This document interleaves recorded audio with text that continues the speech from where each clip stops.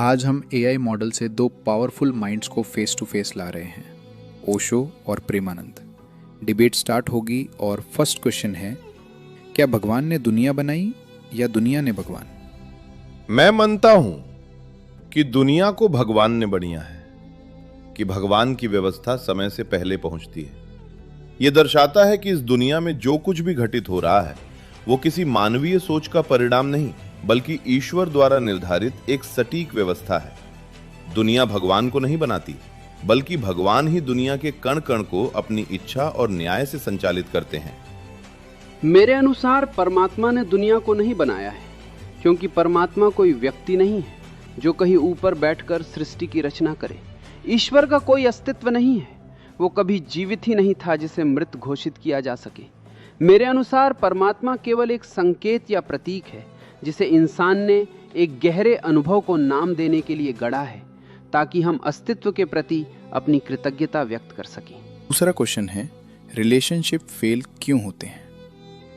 अनुसार हमारे जीवन में जो भी पुत्र, पत्नी या संबंधी के रूप में आते हैं, वे हमारे पूर्व जन्मों के कर्मों के लेन देन के कारण आते हैं।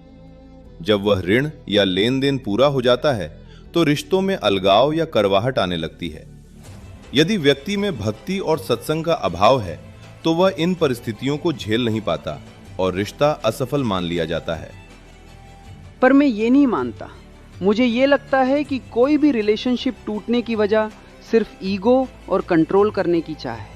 लव नीड्स इंटेलिजेंस, और इंटेलिजेंस के लिए रिलैक्सेशन जरूरी है। एडोल्फ हिटलर कभी किसी से प्रेम नहीं कर पाया क्योंकि वो हमेशा टेंस्ड रहता था और लोगों को मैनिपुलेट और डिक्टेट करने की कोशिश करता था। जब हम अपने किसी भी रिश्ते में सामने वाले को अपना गुलाम बनाना चाहते हैं या उसे डिक्टेट करते हैं तो प्रेम मर जाता है और दिलों में कड़वाहट पैदा हो जाती है और रिश्ते खत्म होने लगते हैं। एक थर्ड क्वेश्चन पर चलते हैं, जो है कि क्या संन्यास लेना जरूरी है या गृहस्थ में भी मोक्ष है? मोक्ष की शर्त संन्यास नहीं, बल्कि अनन्य भक्ति और नाम जप है। यदि आप गृहस्थी में रहकर विनम्रता के साथ संतों की सेवा करते हैं, अभिमान का त्याग करते हैं और अपने कर्तव्यों को ईश्वर की पूजा समझकर निभाते हैं, तो आप मोक्ष के उतने ही पात्र हैं जितना कि कोई सन्यासी। सच्चा सन्यास मन का विषय है, शरीर या स्थान का नहीं। सन्यास का अर्थ पुरानी परंपराओं की तरह घर बार छोड़कर पहाड़ों पर जाना नहीं है। मेरे लिए सन्यास का अर्थ है जोरबा द बुद्धा बनना, यानी एक ऐसा मनुष्य जो संसार के सुखों का आनंद भी लेता है और बुद्ध की तरह आंतरिक रूप से शांत और साक्षी भी रहता है। लास्ट क्वेश्चन है, क्या शादी एक बंधन है या मुक्ति? शादी एक कर्मों का बंधन है। जीवन में जो भी व्यक्ति पत्नी या पति के रूप में आता है, वह हमारे पूर्व जन्मों के कर्मों के लेन देन के कारण आता है। इस दृष्टि से देखें तो शादी एक बंधन है जहां आपको अपने पिछले कर्मों का हिसाब बराबर करना होता है।